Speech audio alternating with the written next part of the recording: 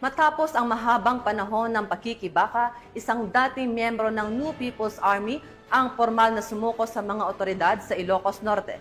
Tanda ng kanyang pagtalikod sa karahasan at pagbabalik sa tahimik na pamumuhay. Nakatutok dyan si Police Master Sergeant Robert Abella Jr.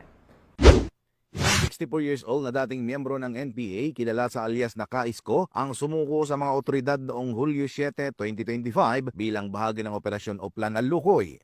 Ang pagsurrender ay sinagawa ng Dumalneg MPS kasama ang Bangiwan Offers Maneuver Company, PIU-INPPO at RID Pro 1. Ayon kay Police Captain Junjun R. Medina, hepe ng Dumalneg MPS, si Kaisko ay naging kasapi ng NPA noong 1984 at nagsanay sa Luzon.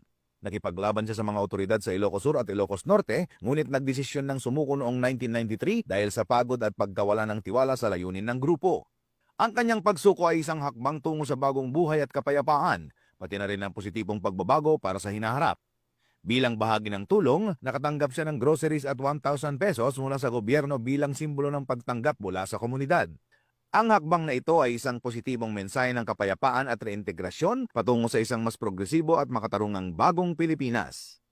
Mula dito sa Ilocos Region, ako po ang inyong PNN Correspondent, Police Master Sergeant Robert Abella Jr., alagad ng batas, tagataguyod ng Balitang Pulis.